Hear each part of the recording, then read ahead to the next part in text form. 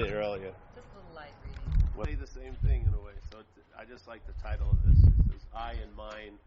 All right, for the vast internet audience, reading out of I Am That, a modern spiritual classic, Sri Nisargadatta Maharaj, 77 is the chapter. So it goes, I and mine are false ideas. I and the mine are false ideas. It's nice. Having no foundation in reality. Made by the mind, they rule their creator as long as he takes them to be true. When questioned, they dissolve. I always like this thing, because if you ever read this famous Zen treatise called Faith Mind, he states quite a lot of things the same way. He says, they rule the creator, but this is the condition, as long as he takes them to be true. Yeah? So they have a power to rule you as long as you take them to be true, and then obviously they don't have any power to rule you if you don't take them to be true. Yeah? So the possibility of their effect isn't based on their own quality, it's based on your quality, or what you call what's sitting here. This is really important, because a lot of times, like I come from a recovery community, and the biggest problem, one of the biggest aspects of the problem, is that we blame everyone for where we find ourselves. Yeah, everyone did it to us somehow. The judge, the parents, the original family, that girl's not going out with me when I was 12, whatever. So we try to look to find someone to blame, other than looking, and there's no blame, but other than looking at where the mistake actually occurs. Yeah. So he says a beautiful statement. These false ideas of I and mine. I like to use my, M-Y. It's a more active thing of mine. Are made by the mind. He says created, but I like the way Course in Miracles looks at things. He says the only thing that mind can do here is make. Yeah, mental condition. It can't create. They would say God can only create. Mentality can only make. So, made by the mind, they rule their maker as long as he takes them to be true. When questioned, they dissolve. Yeah? So in a sense, they don't really dissolve. They just don't appear as solid as they once did, because their solidity is based on you. Yeah? I don't know. I find this to be quite an important idea, because a lot of them, if you read them, like in that Faith Mind, the guy would say, hey, you don't have to seek the truth. Just stop cherishing your own opinions. Yeah. So it's your opinions that are keeping the truth seemingly vague or away. Yeah. It's not the truth. The truth isn't. The truth just doesn't want to land on me. Truth has got a bias against me. It has nothing to do with it. It's a possibility, but all possibilities spring to fruition by us. Yeah. And a lot of the possibilities and manifestations, you could say they have a dualistic breakup, yeah? It could be either good or bad. There's no good or bad, but it can either be good or bad, or let's say beneficial or adverse, yeah? And so the adversity and the and its benefit aren't based on those things that are happening, because they don't really have any quality, yeah? They're appearances. So like in Zen, in Buddhism, they always talk about that idea of emptiness, yeah? That everything is inherently empty. And really, one of the things I believe it implies is that everything is inherently empty of its own nature in a way. It's not a chair per se. There's not a species called chairs. Yeah, it's given a meaning. Yeah, and it's able to be given a meaning because it's empty. Yeah, it doesn't have a meaning in and of itself that would be able to impose that meaning on you. It doesn't have any meaning because it's empty, so it can reflect or sort of display a meaning. Yeah, it can it has a surface that will catch the meaning and then give it a shine, so to speak. Like an old Buddhist text about it's a great book. So the title, it says Lord Buddha's explanation of the universe. It's freaking great. I mean, to have someone just say, okay, sit down, I'm going to explain the whole thing here. So in this long Lord Buddha explanation of the universe, they talk about a shine that things are given. And then the shine is what affects you. So the shine that things are given is from giving it a meaning, yeah? The mind lends some of its reality, which is the light of all lights, and gives it a meaning. Hey, this is real. This is a real problem I'm having. And it instills a shine on it. The reality is like a shine. So it has a light that it doesn't have in and of itself, in a way, on the surface. So a light goes on it by our believing it, and then it shines back the reflection of reality. So you get stuck in this, like this hallway of mirror and shit, shit and fans, I like to call it. But the hallway is based on mirrors. So if that's what's happening, if that thing doesn't actually have a meaning, how can it affect me? Just like an obvious example would be yesterday. Yesterday isn't encroaching on today, is it? I mean, yesterday seems to be put to rest. It seemed to come and go, and I have a vague idea with this conceptual framework that I live by that it was a Friday. Yeah? But Friday to have an effect on me, or if you want to call it Saturday, but let's call it me. For Friday to have an effect on me when it's past, I must believe in Friday. Yeah? So I'm giving Friday its shine because it doesn't have a shine in itself. And it's an obvious thing because here it's not happening. We're not seeing it, feeling it, tasting it, or touching it. Yeah? We can have memories of the seeing, hearing, feeling, tasting, but we can't have, quote unquote, the real thing because there is no real thing, basically. There's a real no thing. So there's Friday, and Friday basically is mute. It can't play any tune. It can't capture your attention because it's done. Yeah. So, but what instills it with the ability to, like, we make it a golden oldie, so to speak. You know what I mean? We go back into it, and we try to, and what happens is we start thinking about yesterday, and it encroaches on our experience of today. Yeah? Because the thinking will override the experience. And if this keeps happening from Friday to Saturday to Saturday to Sunday, Sunday to Monday, June to July, August, September, 2013 to 14, 15, 16, it's got a pretty strong momentum in time where it's sort of like you're standing on Saturday, but like the backwash of Friday goes over you. Yeah? So you get hit by yesterday's wave, so to speak. So you're always being influenced by yesterday, and you wonder, and you're thinking it's yesterday, but how could yesterday influence us if it's past, if it's done? Yeah. How does it have the ability to rise up and crash on us? We're it. We're the wave-making machine.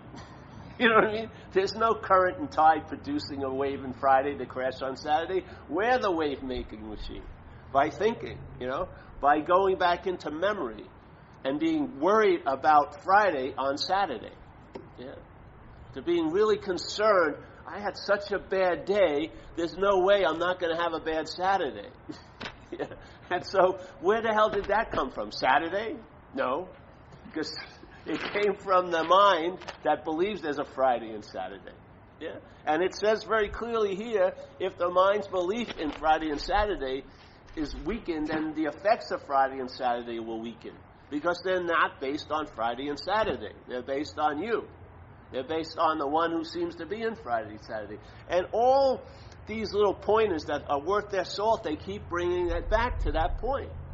They'll say all these lovely things about the clarity of consciousness, but then there's always a but. But if you're up the ass of self, it won't seem to be so. But if you're in disturbance of the agitated mind, it won't seem to be so. But, so in a way, in this place of manifestation, you have the bigger role in a sense, because if you're not complying with what's so, you'll be living based on, or living an interpretation of what's not so. And it will seemingly be so. It will be override. It can possibly, in our little amphitheater, override what's so. Yeah? Not forever, but in time it can do it. For 60 years, maybe 80 years. Some people it's 20 years, then something happens. Or 40 years. Or a traumatic event sets off trains of circumstances where their mind gets weaned off of it. Yeah? But some people maybe could live from day one, or not, there's never a day one, but let's say from about 18 months when the selfing starts kicking in to the point of death, right? Believing in what wasn't happening. So then there's an interesting thing, because usually a lot of them will say, well, go inside, yeah? And a lot of people believe they're going inside because they're sitting here. Deb may not like this one because I did this yesterday. They're sitting here and they go inside and they're listening to the thoughts, yeah? But the thoughts are of the outside. They're being generated by the brain, which is outside. It's a thing, yeah? The inside isn't the inside of a thing, it's inside, yeah? So a lot of people believe they're going inside, but all they're doing is going inside in the outside, which makes it even worse. It's better to be really shallow and right on the surface in the outside. You'll have probably a happier time, maybe blissfully ignorant. You'll have a lot happier time than if you have introspection about the outside from an inside that is part of the outside. It's like a double whammy. And then you want to drink and get loaded and everything else, yeah? Because you want to get relief from your inner life. But that's not the inner life. Yeah? That's the inner life of the inner and outer life. Yeah? So here's the outer, my outside skin and how I look, and then the thoughts about how I look. No, that's all of it is out. Yeah? But you believe it's in because it's a dualistic expression. So, if I go in here and just think about Paul, I'm in my head. But no, you're in your head, but your head's outside. Yeah? So the inside is like being in spirit in a sense, which is it's the root or the engine of this manifestation, but you may not notice it because it's always happening. Yeah? Just like most things. If something's always happening, you don't know that it's happening. Just like if when you were born, someone put a hand on your shoulder, and it had been there every day since this moment, you wouldn't know there was a hand on your shoulder. You would be thinking you have some shoulder problem. Why?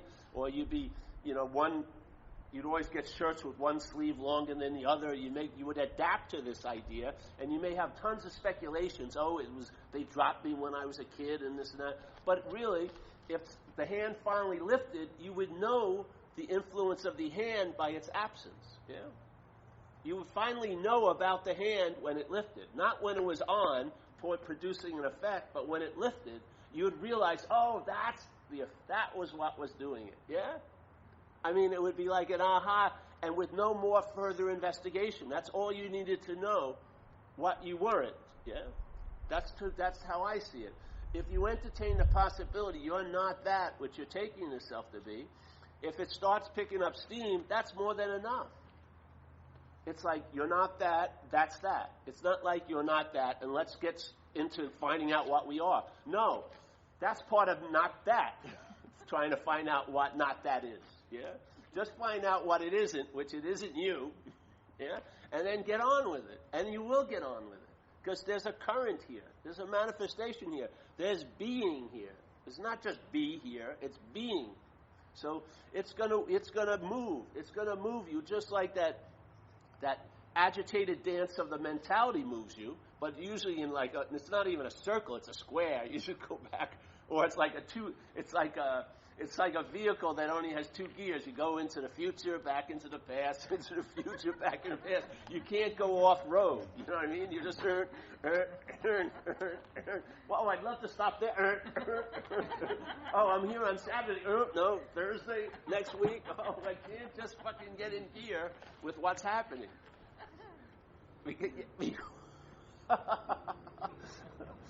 It's fucking frustrating. Seriously, isn't it? I mean, people read tons of books about how to get into this moment. It's like people say in recovery, I can get sober, it's staying sober. So I can seem to get into the moment for a fleeting moment, but I can't stay in the moment. That's the dilemma. Because this thing's constantly kicking back and forth in gear. Because it's agitated. It can't rest. Yeah? If it's rest, its unreality becomes obvious. It's through agitation, through movement, that it can cause a sort of a blindness. Yeah?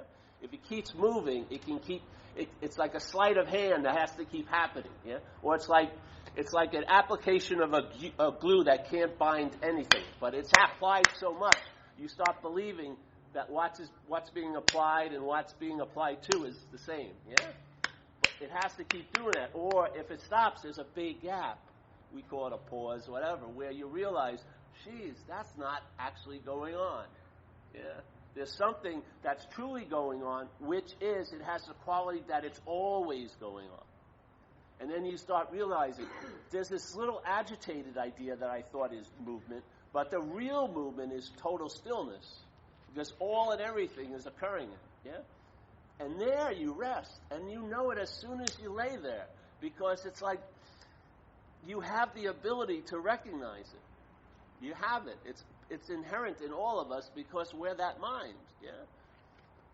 So this idea of all these statements, they always seem to be followed by a consideration, which is pointing to the quote-unquote importance you have in your own life. Not as a doer and haver, yeah? Not as the doer and haver. The importance will express itself through doing and having, but in what you're identified as being the doer, as being the haver, yeah? The doing and having is auxiliary. That's what facilitates the bondage. But it's the feeling of being the doer. That's the basis that's being reinforced, yeah, by all the actions. The same thing. The basis of being the thinker is being reinforced by all the thoughts. The thoughts are used to facilitate the constant bringing the mind back to this crazy idea, you're the thinker, yeah? That's why there's probably 70,000 thoughts a day, because if there was a lot of free time, the mind would roam. It would go free range and realize, Jesus Christ, I'm not the thinker, nor am I the thought, and not like this. It would just dawn on itself, yeah?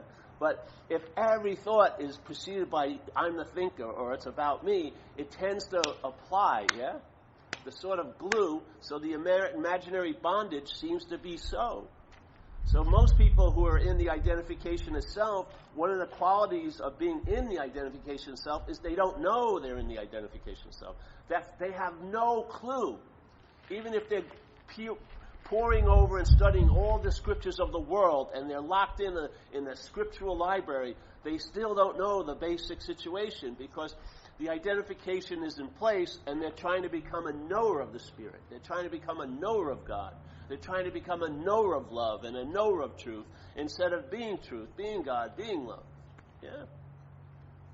And they may run right over in the scriptures themselves. They'll keep pointing, but the stubbornness of this identification will deflect all the pointers, and then it will take that message, hey, you're a lion, and make it into I can become like a lion.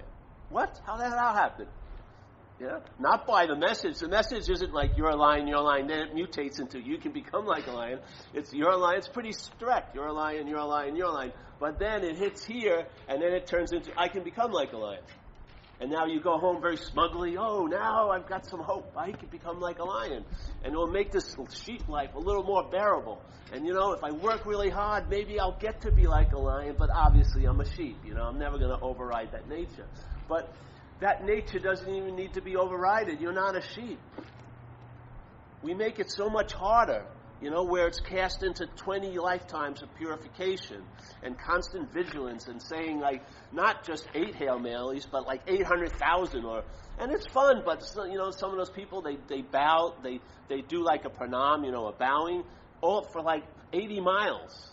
They have to get knee pads and elbow pads, and the hands are all ripped up, and it's great, if you want to do that. But, it gets to be drawn out. It becomes like this huge, huge process that's usually based on you, getting purified or better or more spiritual or compassionate, but it's never based on the basic fact, yeah? And I don't think, I wouldn't even want to do it from here to there on these rocks, I'd fucking be, hey, it's like I have this example that I really love because it was so cool. I was, I got into recovery, and I remember when I was younger, the best things that I had done were like meditation, and I used to do Tai Chi and macrobiotics, so I tried to go back and do those things, yeah? And so I was open to suggestions of how to make my spiritual life better, and this lady told me about this giant sweat she was going to go to in Mount Shasta, incredible vortex, and it's this huge event. All these people from all around the country come, and it's just a once-in-a-lifetime opportunity, and they have this Indian coming from Oklahoma or something. So I go up there, and I'm going to camp out. I'm camping out in my car, And it was cool. There's all these people, and they build the sweat lodge out of saplings, and they got these leather blankets. Everyone's into it. And then some big, VIP people came with big Harleys with the blood flowing. Oh, that's Mr. Harold or whatever, or some, Smoking Joe or something. Oh, yes, he's one of the elders. And I didn't know anyone there except the lady who invited me. And so I go in, never been in a sweat. And it's pretty big because there's a lot of people there, and everyone wants to get in. So I'm in there, and I'm standing up because I saw some other people stand up. Most people sitting down, and there's these rafters, so I'm holding on to them like a subway thing. And then the flap goes down, and there's a big open pit. They have these super hot, and they have rocks that are super hot in there. And this guy, whoever's running it, can throw this water with herbs and stuff on it, and it produces a huge heat, like it just comes pulsating at you. And it was totally pitch black. I couldn't see. And so the heat is like burning the inside of my arms and inside my nose, my ears. I try to sit down. There's someone right underneath me. I couldn't sit down. And I'm like, it's like a subway to hell. I'm just like shriveling. I'm going, oh no. Oh, and I'm just praying, not to a God. I'm just saying, open that flap. Just let me out of here. And I'm trying to save my spiritual face, so I'm not going to fucking just run out. Did you see that guy who ran out?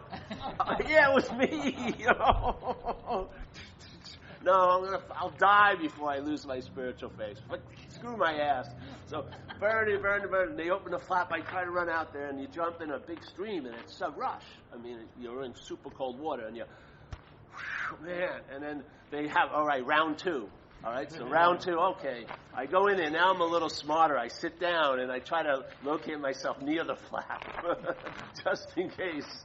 And they pour it out, and I'm trying to block the heat, I got my knees up, and it's just, boom. I'm just praying, don't put any more water on this rock, don't. Boom, boom. And it's just, and I went through it for the whole day, yeah. Now, go ahead 10 years from there, something happened to my head.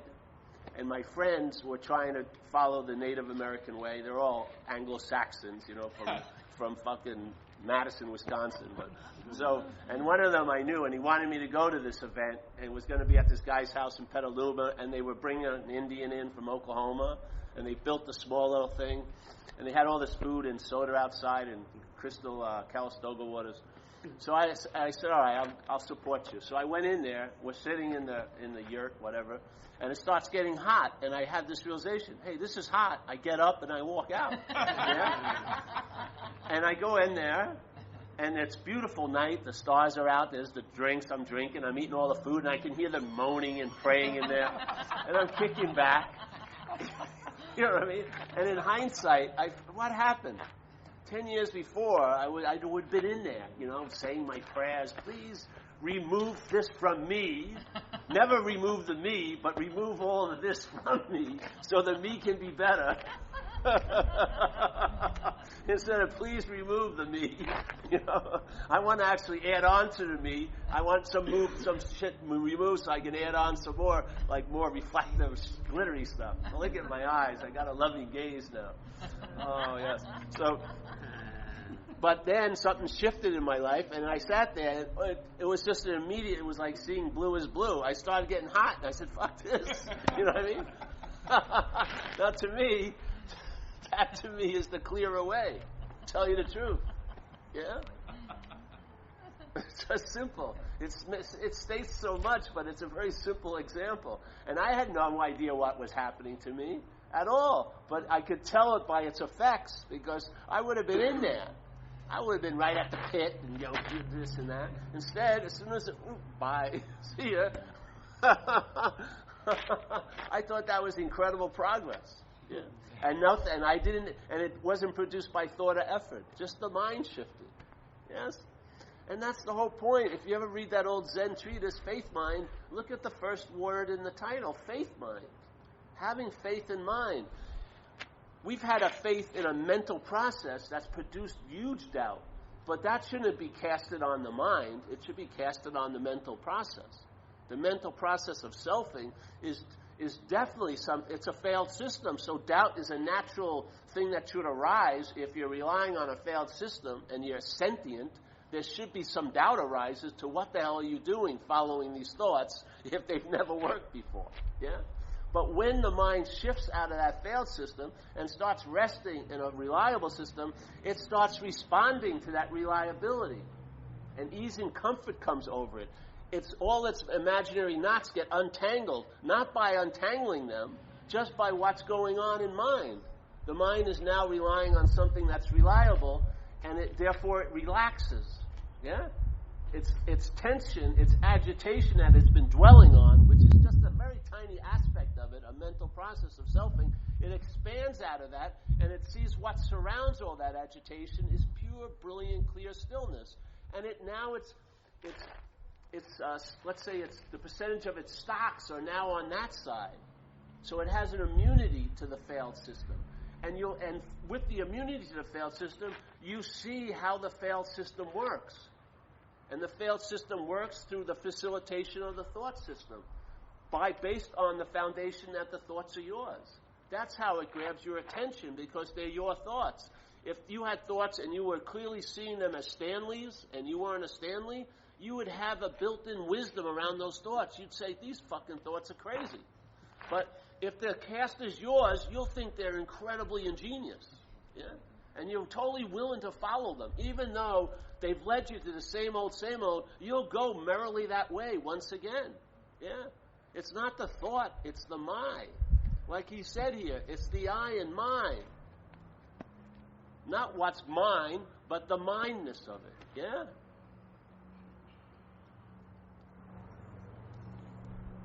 So you start seeing the problem from the solution. Yeah? And from the solution, the problem, in a sense, is truly the highest level it can reach is that it can seemingly be so. It can appear to be so, but that appearance rests on you, just like it said here, I and the mind are false ideas. False ideas. How can they be true if they're false ideas? They can appear to be true to us. Yeah? They don't get truth the falsehood doesn't go to a mall where they get some truth. There's no place to get the truth. It's us. We give it the truth. So here's a false idea, I and mine, but having no foundation in reality, none whatsoever in reality, made by the mind, they rule their creator. They're made by mind, yet they rule their creator as long as he or she takes them to be true. That's it. That's it. So as long as he or she takes them to be true, and as soon as he or she takes them not to be true, you'll see the opposite effect. They will not be able to rule the mind. They won't be able to rule this possibility called you. Yeah? Because their power to rule isn't in and of themselves. They must be lent the power by us. That's why this isn't a passive spiritual path. It's active. Yeah? It's very active. It's actually seeing your role here, which is integral for the whole appearance. Because the appearance can only seem to be so. It can only seem to have an effect when what's so believes it to have it. Yeah? We're the what's so. What's so is not in Omaha, Nebraska. What's so is sitting right where you are. Yeah? That what's so sitting right where we are, taking itself to be what's sitting right where it is, now makes false things seem true. Now gives false things the ability to affect it. Now is lorded over by the effects that it has given the power for those to occur. Yeah? The same possibility. If I am what's sitting here, then those false ideas have the power to rule me. If I wake up to I am not what's sitting here, then those false ideas lose the power to rule me because they don't have the power in and on themselves. The power is lent to them by me. Not me as Paul, but what I am. Yeah? And how is it lent to them? Through the auspices, through the channel of who I'm not. Yeah? What I am is the reality, lending the reality through this false identification of who I'm not to things, so those things can bite it in the ass, the false ass of the body. And then things reach a level of seemingly real. They're appearing to be real, true and false to us. They can never make the leap into being real. They can only appear to real because there's only one reality, and it is what's looking right now. Yeah? I see this as an incredible redistribution of power. Instead of giving so much power over to things, question the reality of this thing, and then the power will be distributed in a different way, that I would say the experience of life here will be for the better for it, It'll travel a whole lot damn lighter. And it may not have big whistles and bows and arrows and all this shit. No one may notice. It doesn't matter. You're not looking for it to being noticed anymore. You're looking for the sense of contentment and satisfaction that it's allowing to arise frequently. Instead of agitation and discomfort, a contentment and satisfaction. The agitation and discomfort will be real as real can be if you believe it to be so. And then if you don't, then the ease and comfort will be as real to be. And I'm telling you, even though it's in manifestation, it seems to be a lot closer to what's real than what isn't real.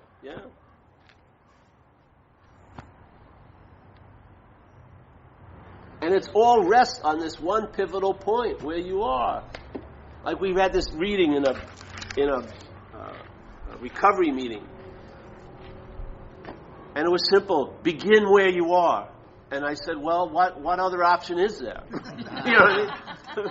It sounded like a very profound, like, oh yes, begin with, well, what, tell me what else you can do. You'll be continuing where you are, you'll be ending where you are, then you'll be beginning something where you are, continuing where you are, and the where you are is the constancy, The beginning, middles, and ends come and go, but they're coming and going to the where you are, You can have the feeling they're coming through it or to it. And there is a huge difference. If life is happening to you, it's totally different than if life is happening. Totally different way of seeing. One is a form of blindness to me. It's based on looking. So you're looking from a point of view of self, which isn't seeing. That's a form of looking. And that form of looking blinds you to the seeing. And at that point, life seems to be happening to you. It does. It feels real as real can be. Like they're fucking with me. This person is doing this personally to me. It feels as real can be, but it can only seem to be real. It's defined by its absence. It cannot become present. It can only be brought into presence by what is present. And it's not the thing. It's mind. I feel this is very, very evoking a lot of power. It'll cut off the whole possibility of blame immediately. You'll see. And then the whole idea of guilt and shame won't find a branch to land on, because that's all rooted in being a personal doer. All guilt and shame arises from the possibility that you're the doer of the actions that you feel like weren't good actions. How are you going to break that habit if you keep taking yourself to be the doer of the actions? I'm not saying it's going to dawn on you immediately, but at least entertain the possibility that you're not the doer. Why not? Throw something in the works and see what happens. What happens if the works are stopped? You'll realize something continues. And that's a glimpse into what's always so. Because it's hard to recognize what's always so, because it's always so. Just like the effects of gravity on everyone's body. Very few people are complaining about gravity's effects today. They aren't.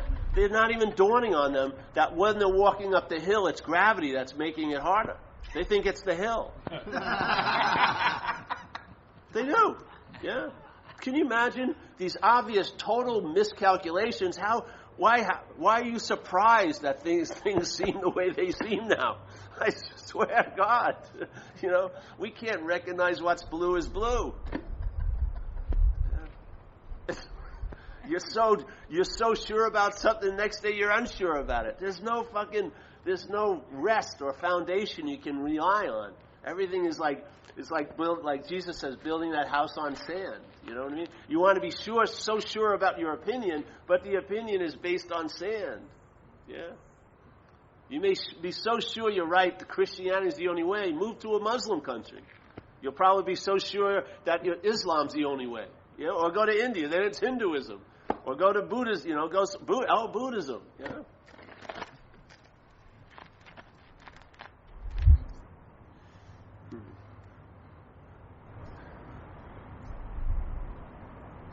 That would be the scripture, really.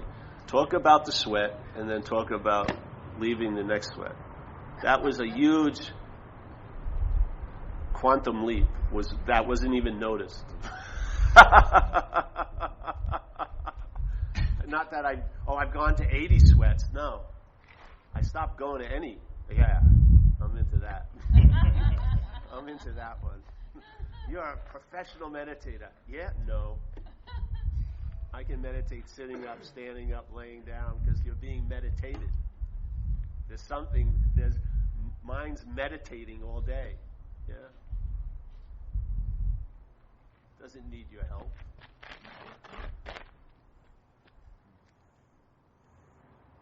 Buddha supposedly said there's 4 ways. You're sitting, laying down, all the time. Meditation's going on incessantly.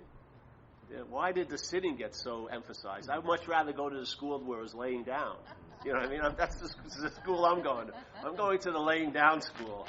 Get some nice pillows, lay down. I've been meditating for hours. Yeah, hallelujah. Jesus Christ. That was the best meditation I ever had. Why, like everyone wants to go with the sitting down and cross legs? I'll go with the relaxed way. How about relaxed then? All right. The retreat? Nah. Come to the temple for an hour, go home.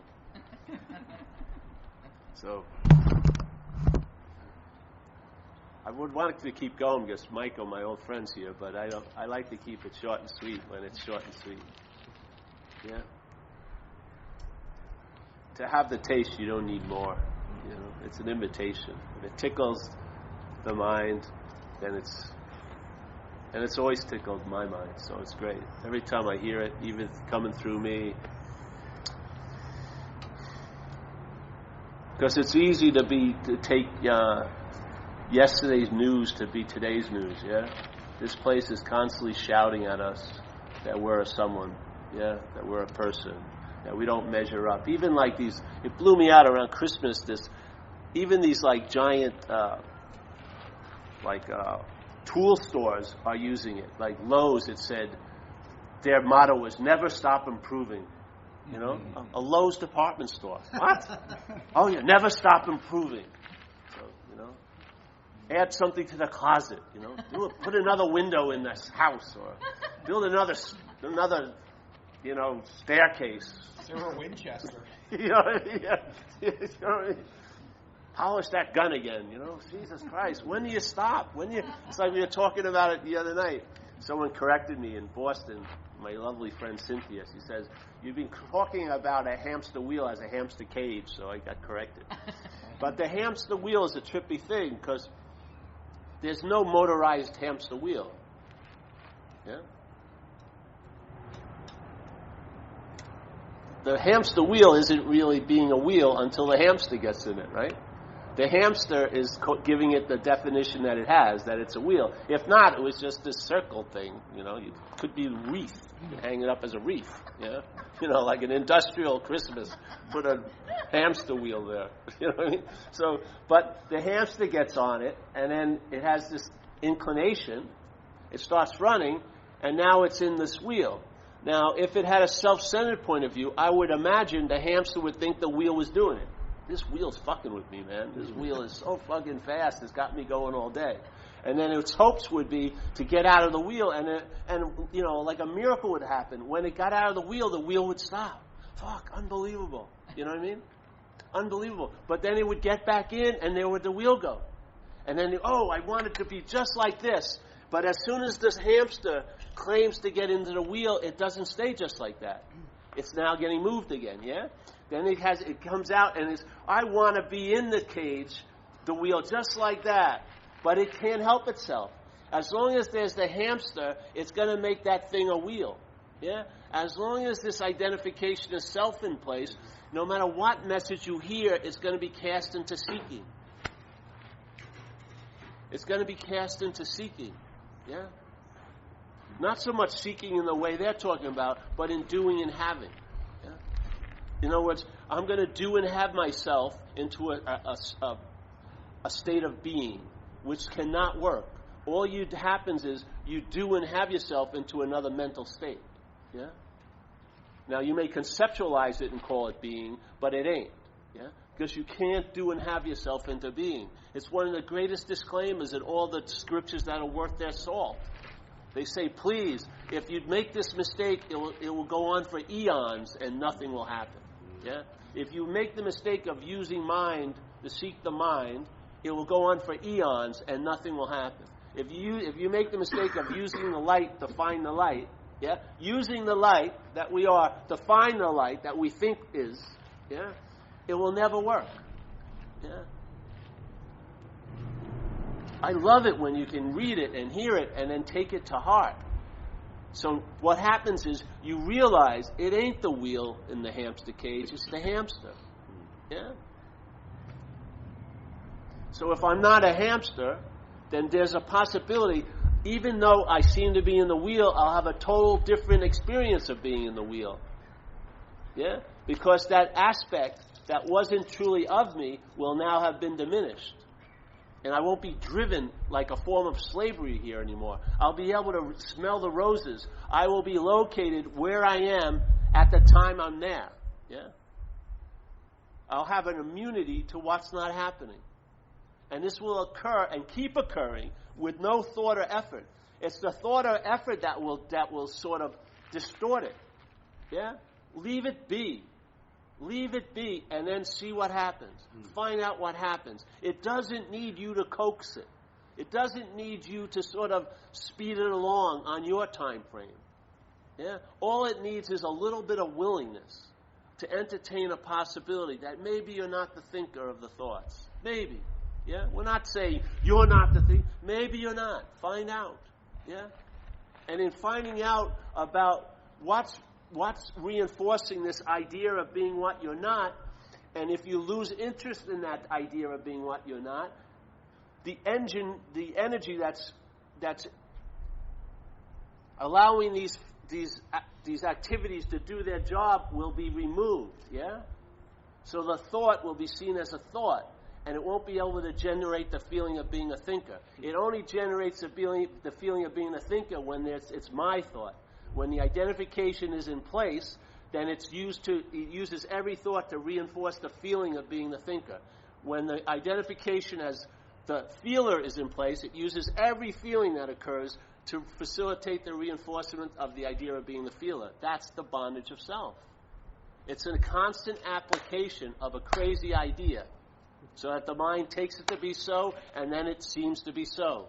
It needs the mind's compliance to seem to be so, because it has no so-ness in and of itself. Yeah?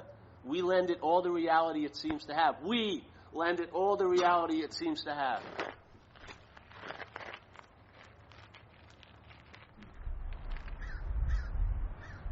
And this isn't shooting for the moon. It's shooting just for traveling light of today. You know?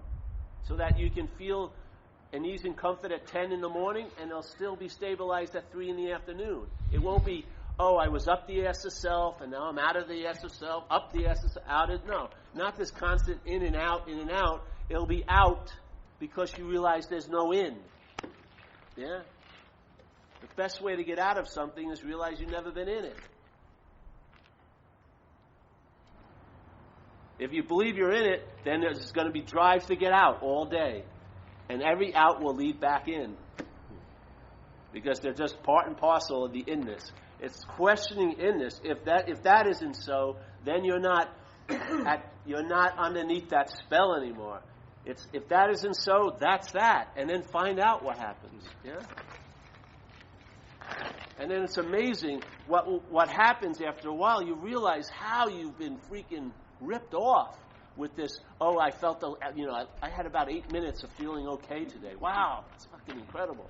You know? No, the basic state now you're traveling as is as an ease and comfort. Yeah? And then situations may spike and bring a big, but they always fall back into the ease and comfort. That becomes the new baseline. Instead of irritability, restlessness, and discontent provoking more agitation, it's now an ease and comfort that's provoking rest and relaxation and peace. Yeah? You can go either way. Every second, either way.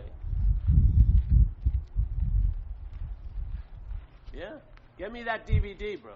I will. I'll call your address. My Saturday night entertainment is based on him. Burning an illegal movie, I think. So, any questions today? I got a question. We're talking about on the subject of guilt and shame. I was talking to a guy in early recovery the other day who was a mercenary. Mercenary. In the military, killed a lot of people, and he's feeling a lot of guilt about that. I was completely at a loss of consider. Tell him to do service. Take action. If you're totally in it, philosophy doesn't work. You got to take action. If you're really up the ass of self, and you're trying to tell yourself there is no ass and there is no self, that's getting pushed even more up the ass of self. It's like when your house is on fire, you need a pail of water. So if you believe that you killed people and stuff like that, then the reaction of guilt and shame is locked into that belief. And it's not going to get loosened by thinking about philosophies to apply to it. If you just take action, go to a soup kitchen, do some service, do a living amend to all those people you felt like you've harmed. Do a living amend, yeah? Action. And then the action does its job. You get out of the sense of self, then you get entertained that there is no self. Yeah? People want to entertain that they're not something that they truly at that moment believe they are. It doesn't freaking work. It's not. It can't be used as a salve to make self better. You know what I mean? It doesn't work that way.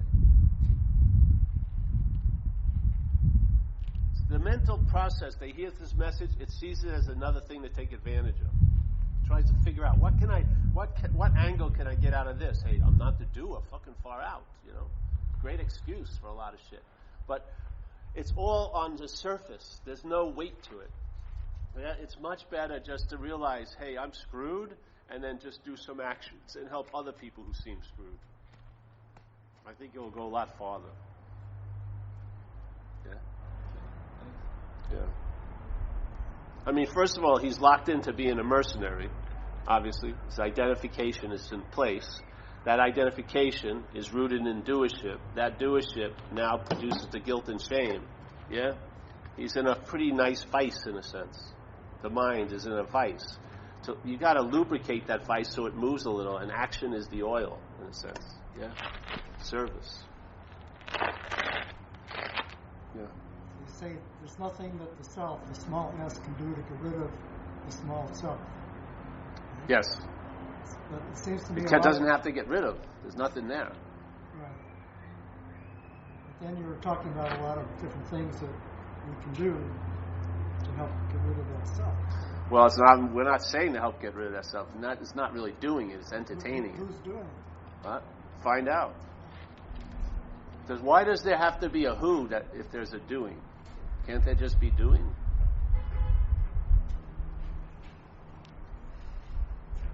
Yeah, but who realizes it? Maybe there's just a realization. Why does it have to have someone has a realization? Can lack of self, the self that goes away, and the reality be there, can that stay there for ever in time, permanently? I mean, once you get to this realization, can it stay there? Well, it is there forever in time. It's not there, it's here. It just doesn't, may it stay there for you, in a sense, as this experience? Who knows? You have to find out. The possibility, I'm sure, is there, but you'll see what happens. You have any experiences here, yeah? Could you imagine if all your experiences, there was just the reality, all the reality? Why would you even be in a body then? Why would this be happening? Maybe you want to have experiences as mind, yeah? Maybe the mind entertained a possibility. Let's say it had to go down a rabbit hole, but to have the Alice in Wonderland, to have Wonderland, it had to have that seemingly take the form of a body. Now, with the identification of body, it can't get up that rabbit hole and get out because it's a thing now, yeah? So it's sort of trapped in its own making, yeah? And it's experiencing things. And it's experiencing things as real can be because it's the reality, lending it themselves. Now, the mind can maybe get sick of that, and so it wants to change, yeah? But it's like the Course in Miracles says, we're in this dream, yeah? We're in this dream, and what's going to happen is, so you're in Wonderland, seemingly. What's going to happen is you're going to dream yourself out of Wonderland. We're going to dream ourselves out of Wonderland. And while you're dreaming yourselves out of Wonderland, it'll get happier. The dream will get happier. So the dreamer is going to, or the dreaming is going to use the qualities of the dream to dream itself out of the dreaming. Yeah? That's what it's like. So the mind sort of entertained an idea that's totally insane, that there's separation and there's things and there's that. And now it's taken itself to be a body. You can't get back out of the hole that it slid through because it wasn't a body. Yeah? And now, so, all right. So it seems to be in this situation. So it's going to use the situation to dream itself out of it. Yeah? So now the mind is entertaining ideas, not you. The mind is realizing things, not you. Yeah? And yet there's a feeling of you, and you're wondering, will I always have this realization? You never had it to begin with. And the mind is dreaming itself using the tools of what the dream has to offer. Yeah? And as it's doing it, it's going to get happier, the dream. So in a way, that's why we use the terminology of traveling lighter. Because people that are sitting in this area today who've been entertaining this, the dream has gotten lighter for them. Yeah? So in a sense, they're not the process, but they're in a process. They're not the process. They're mind, but they're also watching a process of mind coming out of this idea, yeah, of being a body and being a thing and being the thinker. And while it's doing it, the experience here, which is a place of experience, is getting lighter or it's getting happier. Yeah? What's the rush?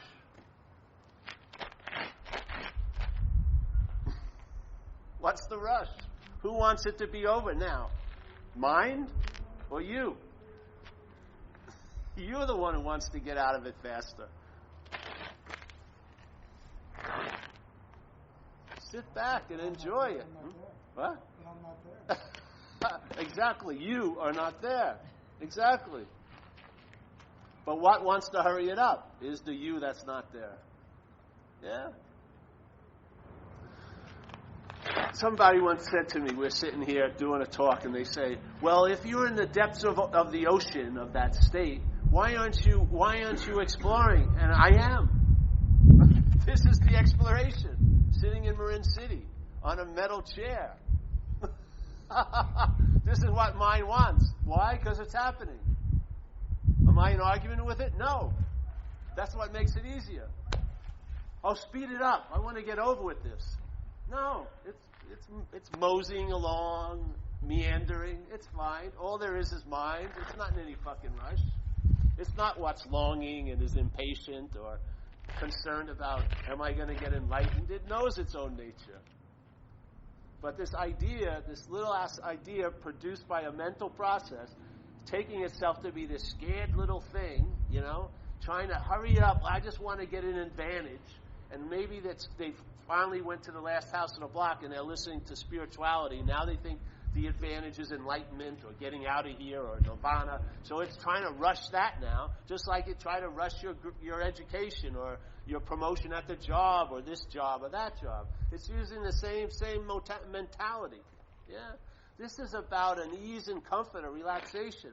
It's never about focus or concentration. It's an opening. The aperture opens up as if there's nothing to do. Yeah? As if there is no need to do anything. Yeah? It's like getting off of that hamster wheel of keep on improving, keep on getting better. Who says that? If you try to polish this thing, all you see is you in front of the polishing. Leave it be. It's as clear can be. Yeah. So this whole crazy thing, if an action happens, our mental logic is there must be an actor. Who says that? Who says that to be true? Can an action just occur? Why does it have to be someone who caused it or seemingly caused it? It's just made up. It's a made-up logic. Like what's his name said, everything is happening at the same time. There's no cause and effect. Everything's arising all at once. Yeah? So wait a minute, where am I in that? Yeah, where are you?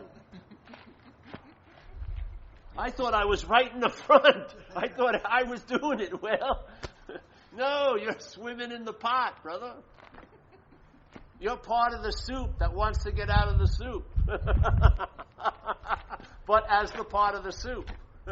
It's like a chicken noodle, like a noodle that wants to get out of the chicken noodle soup, but it wants to be a noodle when it gets out. Content can't take its quality of content and get context. It's impossible. Yeah? You're being stirred. I'm being stirred by like mental winds, emotional winds, all this stuff. And then one day it's going to stop and it will like it never fucking happened. Just like every day we have any experience. Friday seemed to happen, now it looks like it never happened. That's what it's all like. This whole thing can only reach a level of seemingly so based on what's real. When what's real gets weaned off of it or tired of it, it will just be not so. You know what I mean? They won't even, it's breathing life into it. It's giving it life. It's blowing up the doll. The doll doesn't have its own pump. It's blowing up the doll. There's no great illusion. It's only the audience that makes the movie good. Yeah? We're the audience. The mind's the audience, and the mind's probably going to get tired of this movie, and it's going to end, seemingly, for you. You're going to pass away. Yeah. And that will be that. Probably like it never fucking happened. Haven't you ever had it? One of your realizations, something occurs, and one of its like residues is like, geez, nothing ever happened here. Because you'll have 35 years. Let's say you had 35,000 feet of chalkboard. You've had 35 years of scribbling a story about you, yeah? And in a nanosecond, it can be washed out as if it never was. It can be erased instantaneously because it doesn't take 35 years to erase it. It never happened. And you're totally in the virgin aspect of mind. It dawns on you completely. And then what happens is another sweetness arises and says, man, I would have put up with anything just to arrive at this point. Whatever would have happened would have been totally okay if it had anything to do with leading up to this point. That's the instant acknowledgement. All those 40 years, the only point they had was that they seemed to have preceded all this, yeah? Like that. And no one even noticed. I was in an operating table happening. They were busy working on my leg. They built a wall, and there was local anesthesia. I was looking at this aluminum bowl where they have the lights in. They're really heavy lights so they can see what they're doing. I was sitting there, and then this came over me. Nobody noticed. They didn't. Oh! Like a giant light erupted out of my head. No, they never even looked my direction. And this huge, quote unquote, huge event was occurring. It was like, and then they're sewing and. It's actually going unnoticed every second of every day. Yeah, nothing right or wrong with that. The mind's attention is lent to this place until it isn't. Yeah. Why be in a hurry? The hurrying is the first thing that stops you from getting to it. Or it becomes one of the obstacles, if you will. Yeah, well, you don't have to get to it. So, of course, if you're hurrying, that implies you have to get somewhere. And therefore, getting somewhere has some influence because you gave it the meaning it has. It always comes back to mind. Yeah. So, that's that for the third time. Are you sure? Positive. So, that's that for the third time.